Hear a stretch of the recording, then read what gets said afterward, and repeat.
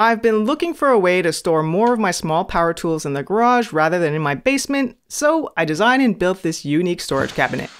It has sliding doors and these swing out shelves to really optimize the storage in this extra deep wall cabinet.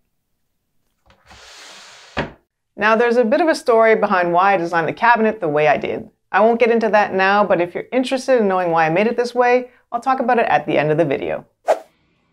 The first step of every cabinet build is to get the plywood. Anytime I'm making cabinets, I tend to reach for 3/4 inch maple plywood. It's not cheap, so up to you if you prefer to use a less premium product. I always have my plywood sheets cut in half lengthwise so I can fit them into my SUV, and I designed all of my plans with that in mind too. Once back in the shop, I'll start by breaking down the large sheets using my track saw, and then make the final cuts using the table saw. On the one hand, I find it safer to start with the track saw because you're not trying to run huge sheets through the table saw. On the other hand, I prefer the precision of making the final cuts on the table saw. I also like to label the parts as soon as I rough cut them so there aren't any mix-ups by the time I get to the table saw. If you're interested in building one of these cabinets for yourself, I've created a set of plans that include all of the dimensions and cutting diagrams to help you break down each sheet of plywood in the most optimal way. You'll find a link to those plans in the description down below or at the end of this video. To make the sliding doors, I need to cut tracks into the top and bottom and both sides of this cabinet. These tracks will allow the doors to slide back and forth. Here I'm tracing some reference lines as a visual guide only, just so I don't go and cut in the wrong spot. But as you can see, the idea is to have 2 parallel tracks with a small gap in between.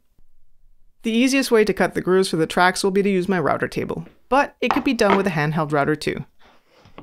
I need to set the fence at 1/2 inch from the bit, so I'll use a piece of 1/2 inch plywood as a spacer and lock down the fence. By the way, this is a 1/2 inch straight bit since I'll be using 1/2 inch plywood for the sliding doors. I'll start with a shallow pass and run all 4 sides through the bit. Then raise the bit to its final depth and run them again.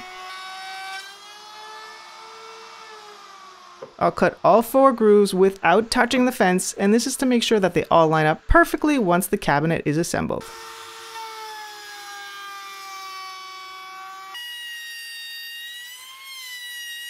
Now, the trick to sliding doors is that the track at the top of the cabinet has to be deeper than the other ones, and this is so you can actually install the doors in the tracks or remove them if needed. So I'll raise the bit again and run only the top panel through this time.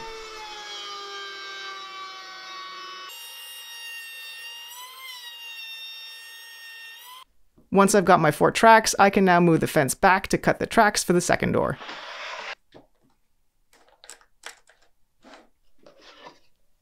To set the distance of the fence, I'll use the same piece of 1/2 inch plywood as before and add a piece of 3/4 inch plywood to that.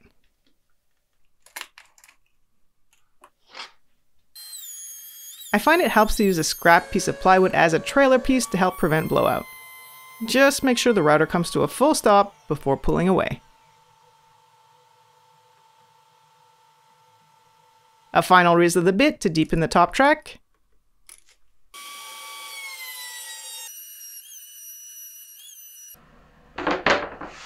And voila!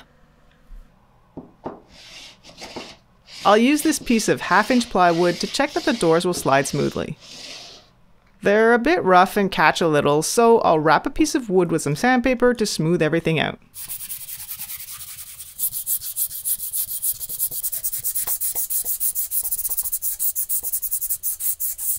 This will also help widen the track by just a hair, which will allow the doors to slide more easily. After that, I'll quickly break all the edges and test again.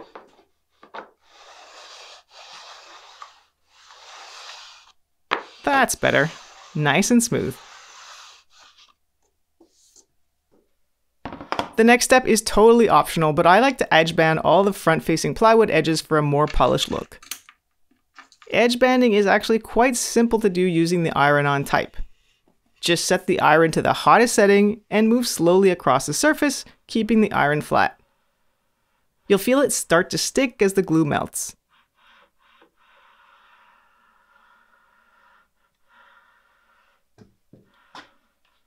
I like to immediately use a roller like this one to firmly press down the edge banding, then set it aside to let it cool. If you don't have a vice clamp, here's a little trick to help hold your panels as you apply the edge banding. This works best with parallel clamps, and I use this setup all the time.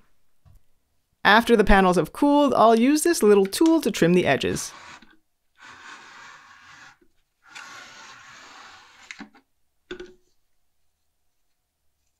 It's spring-loaded, so all you have to do is squeeze the board and run it along the edge. I'll leave a link to this little guy in the description down below, along with all the other tools I used in this video. I like to just snap off the edges. This usually works out pretty well for me, or you can buy a fancy trimmer too.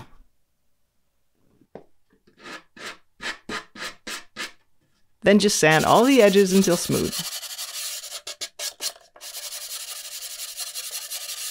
Now I bought maple edge banding to match my maple plywood, so once all is done, this panel looks almost like solid wood.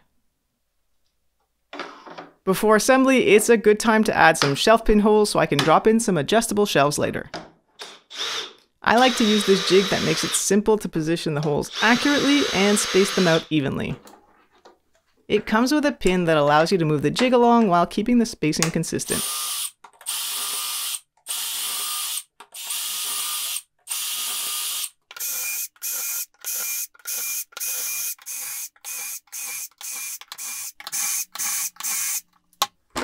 I don't need to go all the way up because I'll never have a shelf up that high, so this is good. Once the back of the cabinet is done, I need to add a second row. But since the shelves will only take up the back half of the cabinet, they need to be somewhere along the middle. So I'll mark the width of the shelf and clamp down a straight edge so I can use that as a reference for the jig. Then just line up the jig with the edge and start drilling holes. One important tip to remember here is to always start your holes from the same edge of the cabinet. So work top down or bottom up consistently. Otherwise your shelf pins won't line up.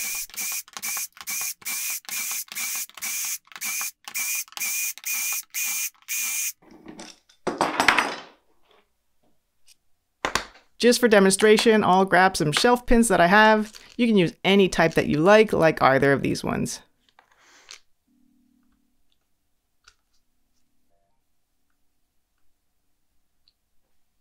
I love having these storage cases that are amazing for keeping small parts organized. I get them from Princess Auto. They're great for storing all sorts of small parts, especially screws. And speaking of screws, that's what I'll be using to assemble this cabinet. So let's move on to assembly.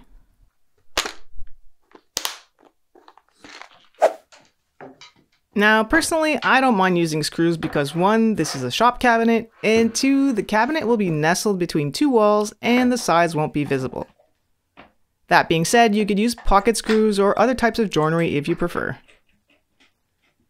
I'm using these corner clamps to make sure these panels are square and lined up perfectly before I drive in the screws. To drill the pilot holes, I'll use this countersink bit with a depth stop.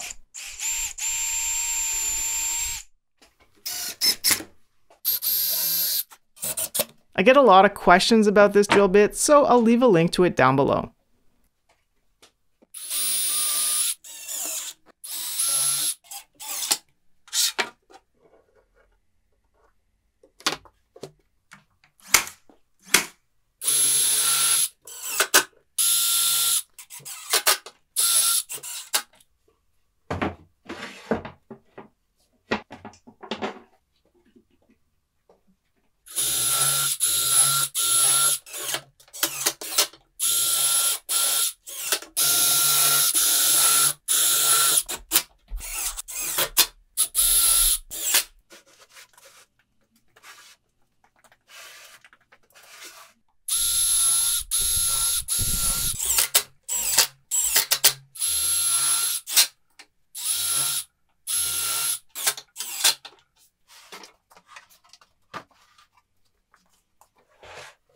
I'll be using a French cleat system to mount this cabinet to the wall.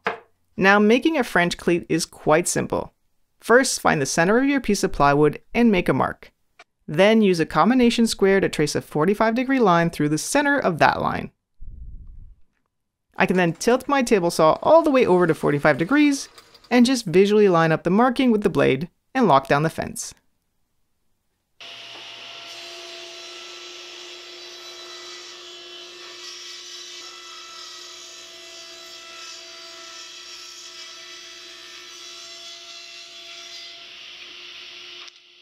Now I can just glue and screw the top half of the cleat into place. You want to make sure that the cleat is strongly secured, and especially that it's installed in the right direction with the 45-degree bevel facing inside the cabinet. Trust me, I've made that mistake.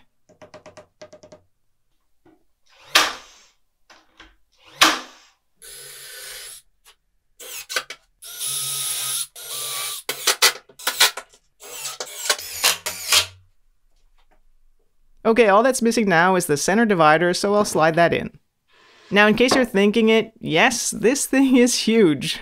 I don't think I realized how big it would be until I started assembling it. But I'll get plenty of storage, so no complaints here. Before assembly, I took a moment to trace some reference lines for the divider, which makes getting it lined up so much easier.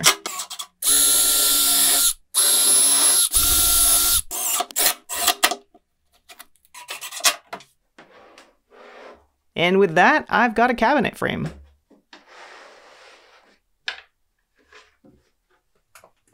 With the cabinet assembled, it's time to mount it to the wall using the French cleat system.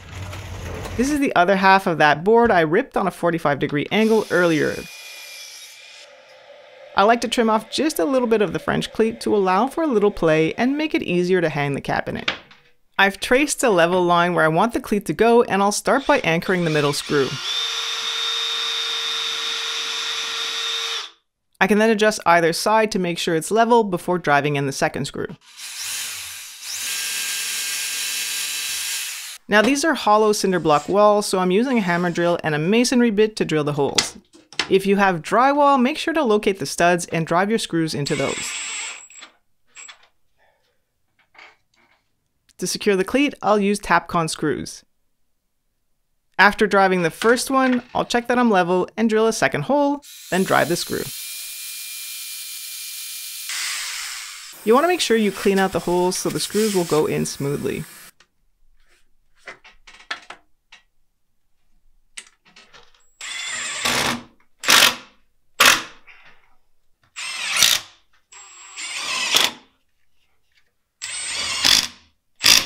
This cleat is super solid. And with that, I'm ready to hang this cabinet on the wall. I thought it was pretty smart and that I had it all figured out. No need to lift and carry this heavy cabinet. I'll just slide it over my table saw onto my router cabinet and push it into the nook, and then lift it onto the French cleat. But then reality hit, and I realized that it wouldn't fit into said nook. At least not without a little finagling.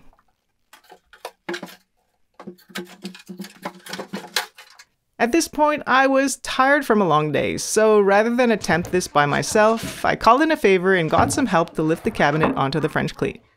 It's not that it's super heavy, but definitely a little awkward to try and wrangle all by myself.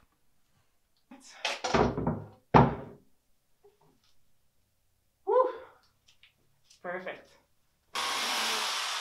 Since this is a very deep cabinet that will be holding a lot of weight, I added a few more Tapcon screws through the bottom for extra strength. Alright, next I'm going to build the internal swing out shelves. I went ahead and added edge banding to all the front edges off camera, similar to what I did before. I'm going to assemble this like a simple bookshelf using pocket screws. So I'll grab these 3 pieces and use my Craig jig to drill the pocket holes. Why use pocket screws now when I simply screwed the cabinet together earlier? Well, there's nothing wrong with using regular screws here, but since the sides of these swing out shelves will be visible, I prefer to use pocket screws that'll be concealed. I'll be adding brass rods to act as retainers at the front and back of the shelves so that tools don't fall off the shelves as they swing out and back in. I'll drill some shallow holes for the rods using a Forstner bit to get a clean hole.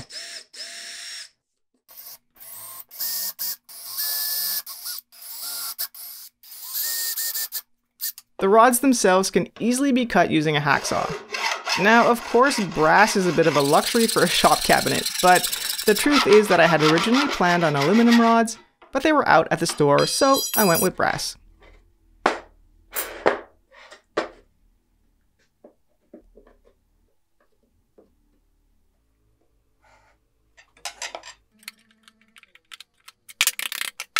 After fitting everything together, I'll clamp it tight and secure the shelves using pocket screws.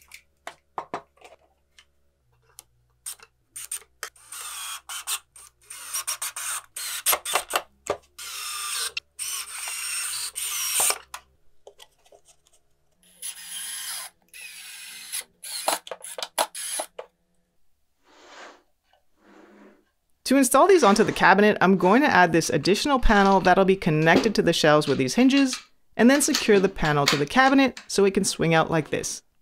But first, to make things easier, I'm going to make some pilot holes in this panel. I can now secure the hinges to the shelves. I should probably point out that I pre-marked the hinges before I assembled the shelves to make this step easier. I measured the distance from the top, then butt up the hinge against the side, and that way I got the exact same position for each hinge. Okay, so with that now installed, I can go hang this in the cabinet. I'll use one of the shelves to temporarily support the piece while I install it. That way I can just drop it in, line up the front nice and flush with a divider, and clamp it down. Next, I'll go around and secure these screws to the cabinet. Now, watching this part back made me wonder if this was the best approach after all, or if maybe I should have secured the panel to the cabinet first, and then added the shelves. In any case, it all worked out in the end. Pretty neat.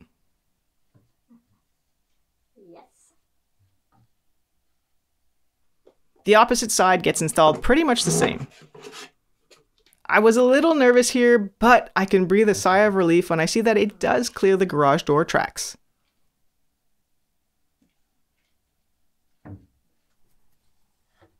In the final stretch now, I'll add the shelf pins and drop in the shelves.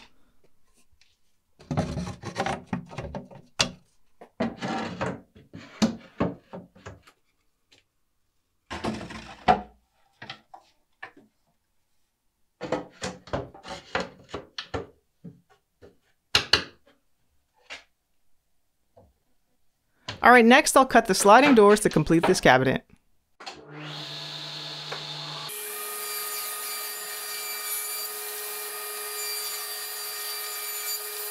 Once the doors are cut to size, I'll drill the holes for the finger pulls using a Forstner bit.